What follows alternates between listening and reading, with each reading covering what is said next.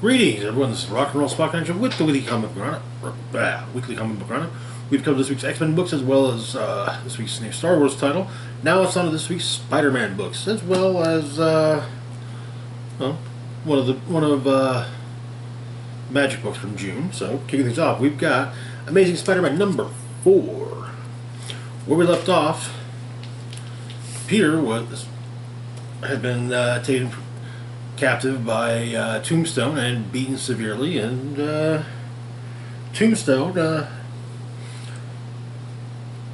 divulged his plan to Peter, where explaining he was going to have his men masquerade as the Rose's henchmen, and just have them basically shoot up an area to put the blame on the Rose. Also, Peter's friend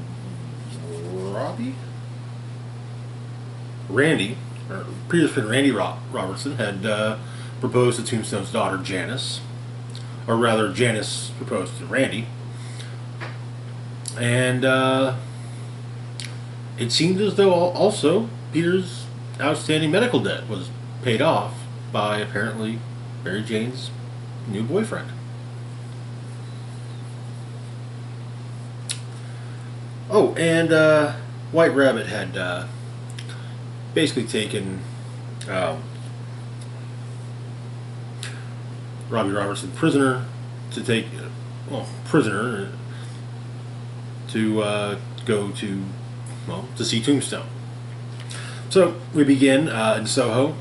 Mary Jane saying goodnight to the daughter of her boyfriend, but the daughter explains there's a lady in the window. The lady being none other than Black Cat. Wanted to know if MJ had heard from Peter lately, because Black Cat's been trying to get a hold of him. But Mary Jane asks if everything's okay, and Black Cat says probably, maybe. Heard some rumblings that he got into it, but stops before going into it, explaining that it's nothing. Black Cat will find Peter and let MJ know.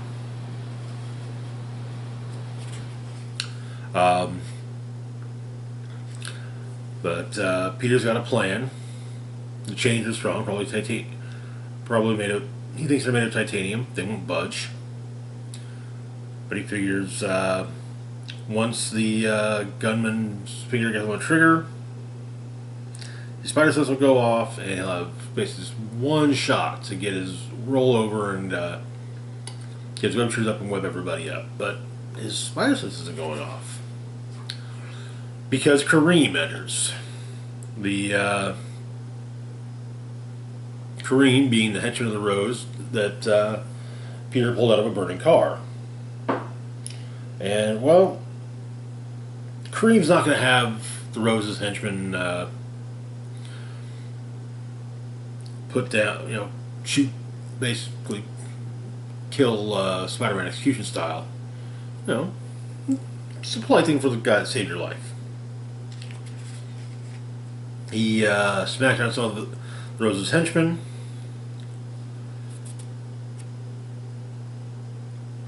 Frees Spider-Man, and meanwhile, Robbie is brought to Tombstone, who explains that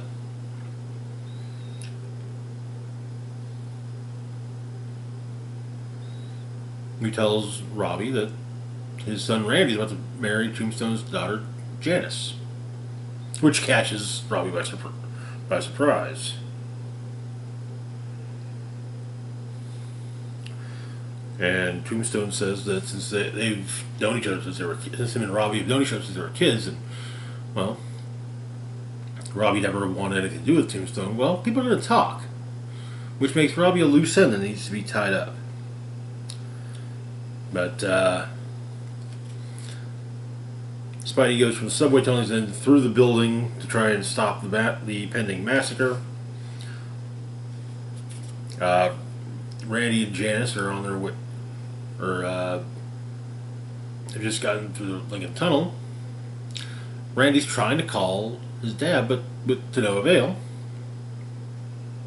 But he gets a call from Peter, who says that Tombstone's got your dad. But Peter does what he can to non-lethally stop the various goons, leaving webbing on the floor, knocking people out. He eventually runs out of web fluid and has to rely on just hitting people.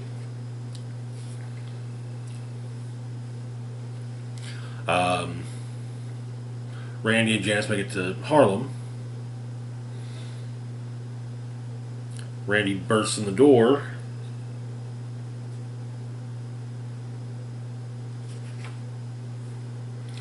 As Peter busts into a door and sees what he assumes to be a henchman of Tombstone's, disguised as the Rose, punches the guy in the face, pulls his mask off, and reveals that it's Richard Fisk. Peter looks out the window and realizes he's not in Harlem.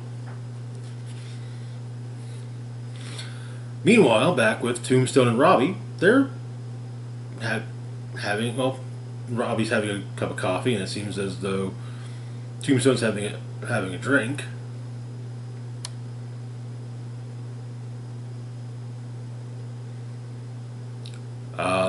And it seems that, as you know, father-in-laws to be, maybe hatchets are being buried. But standing in Rose's office, Spider-Man realizes what's happened. Tombstone tricked him. And now, the war that Tombstone said he would wage against the Rose, well, Spider-Man just won it for him.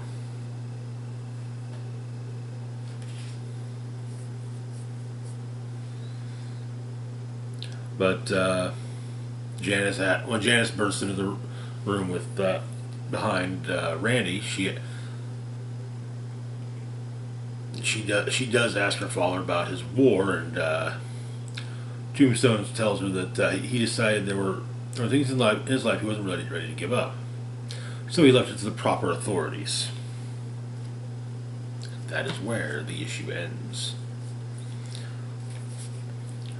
Okay, we're starting to get on track. I still feel like I still don't like having the whole specter of what happened 6 months ago held over readers' heads, but solid issue. I did not expect it to go the way it did. But it can definitely be assumed that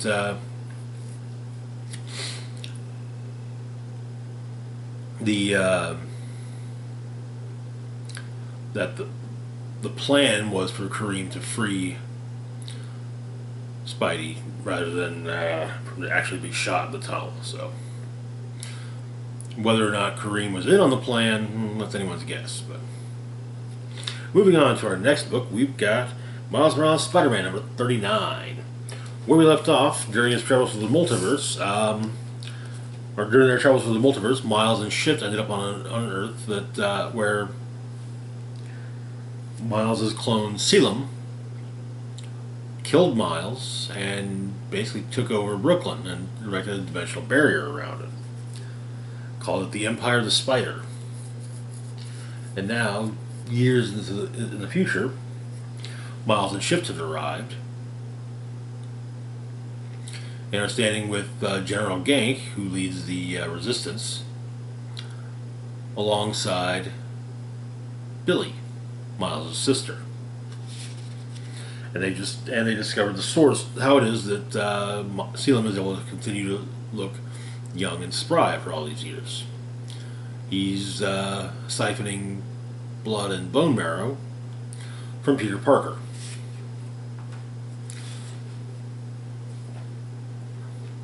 Peter, upon realizing that Miles is actually there, Peter's overjoyed to see Miles, and they free their.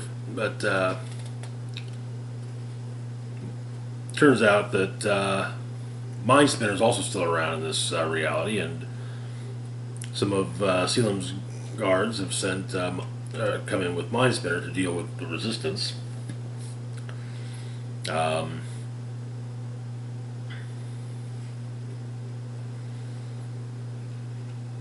But with Peter free, he decides he's going to take down Mind Spinner himself. Back at headquarters, Peter mentioned that a person was basically powering the dimensional barrier around Brooklyn. And so the plan is they're going to go in after it. But Miles and Gank talk about what's going on or what's happened. Gank explaining that he basically raised Billy as Sealam came to power. As she grew up, she came to hate the spider symbol. But in getting ready for the big mission to take the barrier down, well,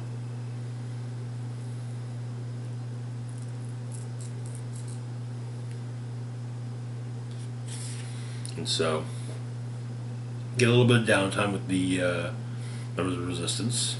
A shift is taken to see the garden of one member.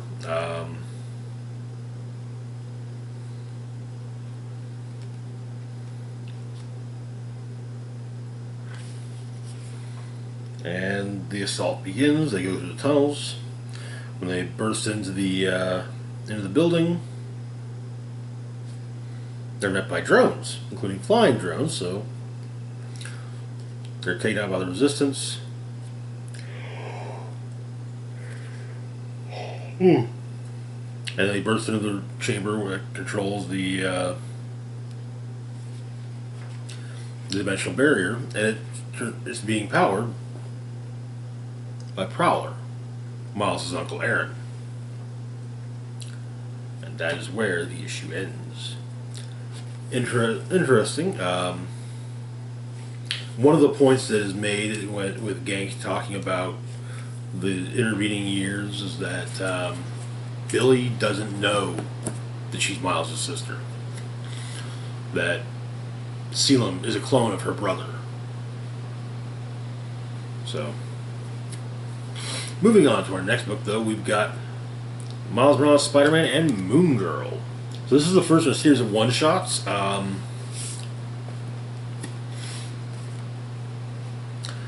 Moon Girl is an Inhuman, brilliant young girl. As an Inhuman, her power, as it were, is a psychic bond with Devil Dinosaur.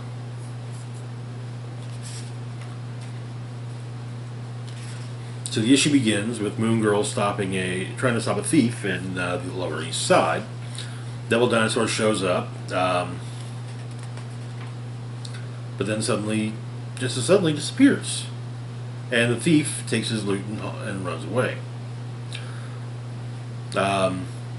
Moon Girl, Lunella, goes to school, tries to ditch Jim so she can try and figure out what happened with Devil Dinosaur. She cuts school to go to she's supposed to go to the nurse's office, and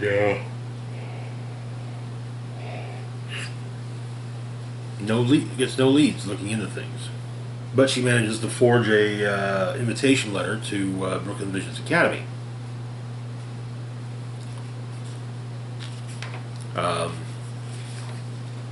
So her parents go. She runs into one of the students at school, a young Mr. Morales, bumps into her, not paying attention to where he's going. But it's supposed to be an overnight visit for Lunella.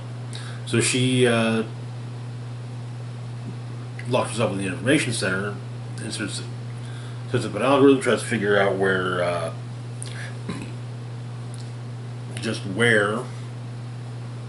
Devil Dinosaur is, and she starts getting some things, runs into SpiderMan, who saves her. They work together, and Devil Dinosaur shows up and promptly attacks the two of them.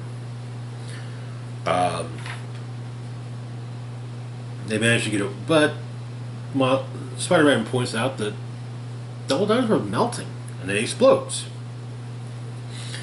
But they start looking around.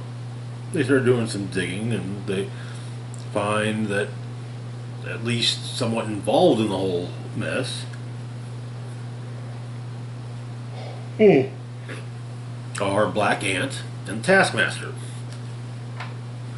and they've been cloning Devil Dinosaur. They've got one there that's apparently missing an arm.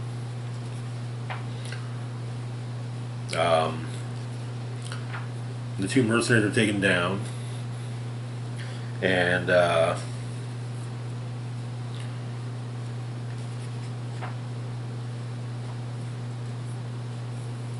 next morning, Lunella goes home with her parents, and also bumps into,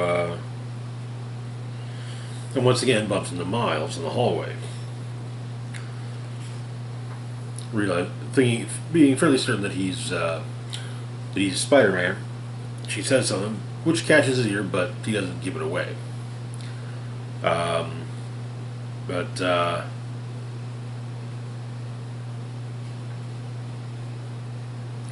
She still has no idea where Devil Dinosaur's gotten off to, and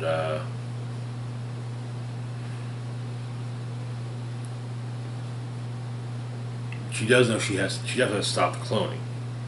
The next issue in this series of one-shots will be Avengers and Moon Girl, which I believe... Well, we don't have they're not giving a firm release, so I'm probably near the end of July. That is where the issue ends. A cute little start to this series of one-shots. I think there's also supposed to be one with the X-Men, though I'm not certain. When it comes out, we'll see if there is one. Moving on to our next book, we've got New Fantastic Four, #1. So the New Fantastic Four, Joe Fixit, Wolverine, Spider-Man, and the Danny Ketch Ghost Rider were brought together for a 3-issue story running from Fantastic Four numbers 347 through 349. Real world stuff. It was a fairly popular thing, and over the years there have been lots of homages to it, and it's the kind of people kind of dug it. So they finally get their own book.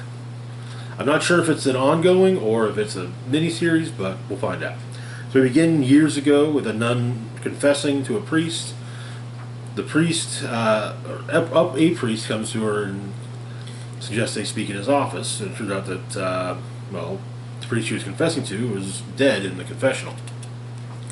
In the present, around the time of the initial New Fantastic Four story, a priest in Las Vegas sees a headline about the New Fantastic Four on the Daily Bugle. But it's explained there are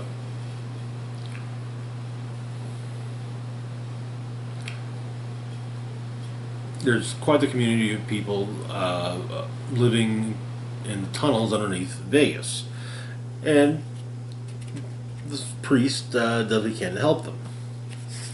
He runs into one of them. Someone has joined the community who's riling people up.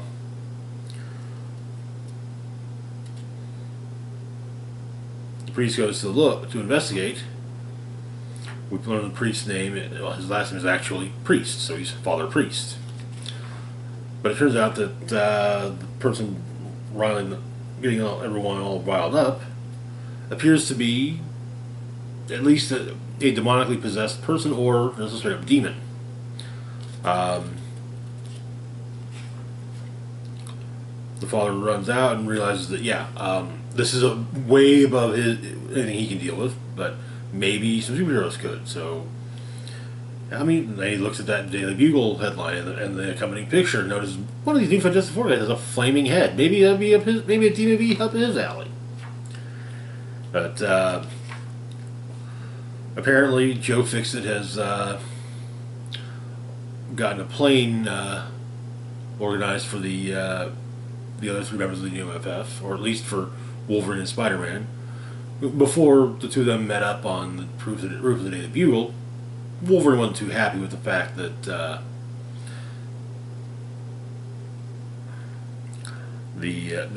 that Spider-Man managed to take a picture of the group, but before they met up, Spider-Man was thinking about going to Vegas and even went to the Bugle in hopes of maybe finding a way to convince J. Jonah Jameson to send him for work. Turned out, though, they've been invited. Ghost Rider's already shown up at the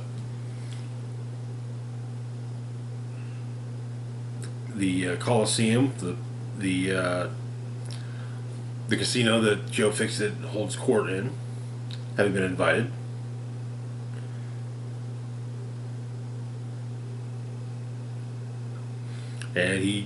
And Fixit explains he doesn't know why he sent a private plane to bring Wolverine and Spider-Man to Vegas, but as the plane arrives on their way, and the four are on their way back to Vegas proper, the massive amount of people on the road. Ghost Rider tries to get them to disperse, with no luck. Hulk gets out of the limo asking who wants peace, and well, he gets swarmed by the people.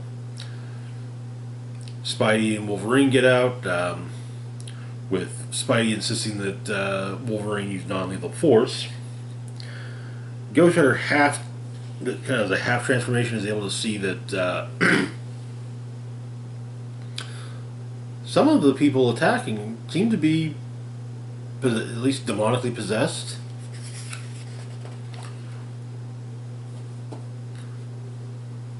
That the priest shows up and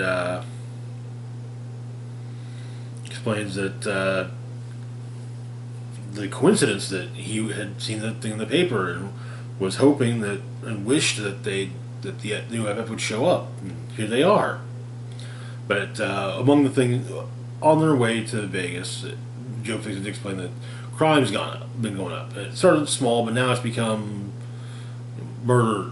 Now it's become more violent, but with no rhyme or reason to it. These aren't crimes of passion; these are just random.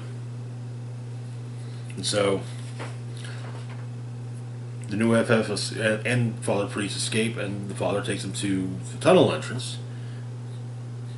As they go through, Spider-Man Spider-Sense goes off, and they encounter the same demon that the Father encountered, who welcomed them to Hell on Earth.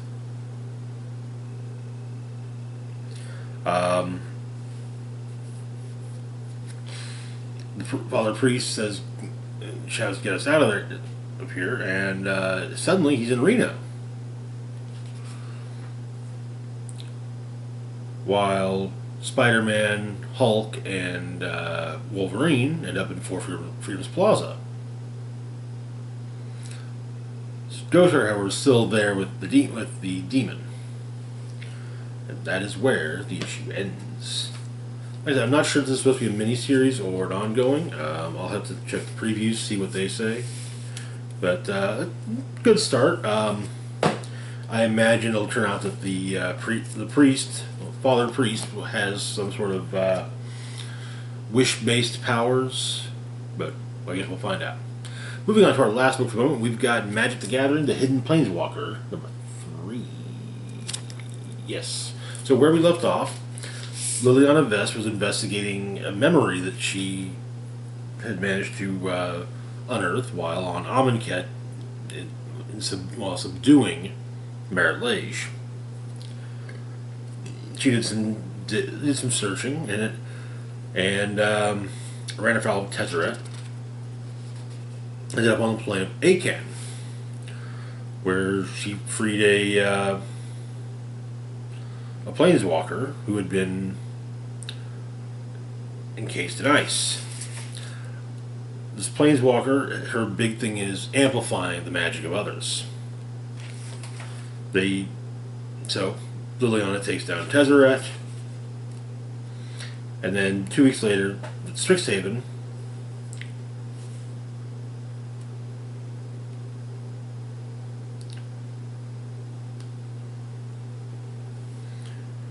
let's see, do we get a name?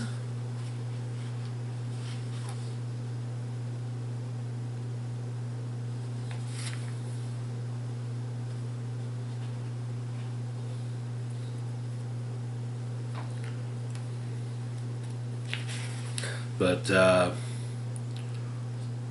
Liliana's new acquaintance comes to see Liliana in her office, angered that she let Merit Lage live. And it suggested that Liliana should have killed Merit Lage.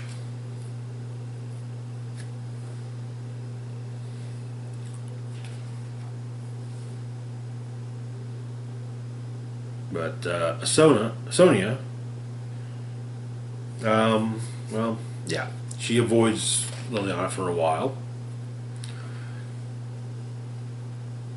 and has apparently told a story of what happened on her plane. That apparently Merit Lage seems determined to freeze her entire plane and pull it all into her tendrils. Sonia gathered every mage she could find, especially pyromancers, hoping to drive away Lage's frost by magnifying their abilities.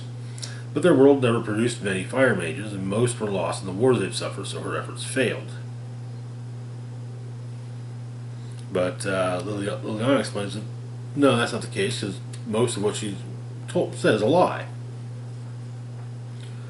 Back on Akan, Liliana learns the truth. So there was a war. Sonia was the hero. Sonia the Looking Glass slew the tyrants behind said war, except for one. She searched the multiverse for something, anything strong enough to defeat that last warlord. And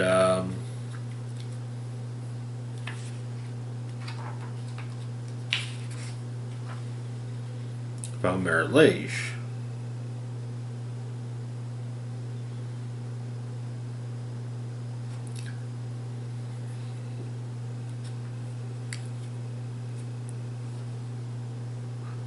And it's explained that basically Sonia brought about her own plane's destruction, trying to siphon Aether directly from Merit Lage, but she didn't count on the ice spell that imprisons Lage. Sonia's power amplified the ice and spread the prison across the entire plane.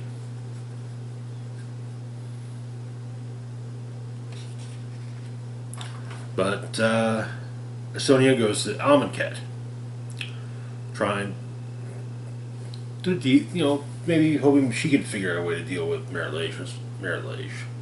Tezzeret arrives, and the two of them talk.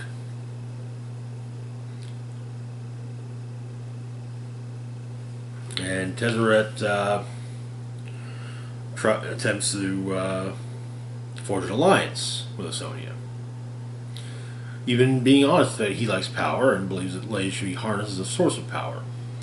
And to be fair, Sonia believes the same. And in fact, Tezzeret even adds that to extract Lage's power, they'll need someone with Sonia's unique abilities.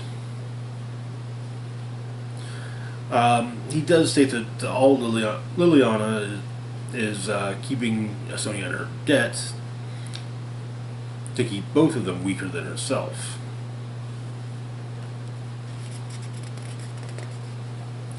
But the two form an alliance, and that is where the issue ends. The Hidden Planeswalker is definitely getting interesting. I have to wonder if the change in Tezzeret's tune when it comes to Merit Lage is because of his new masters, according to recent lore story articles concerning Magic the Gathering, that he's working for the Phyrexians.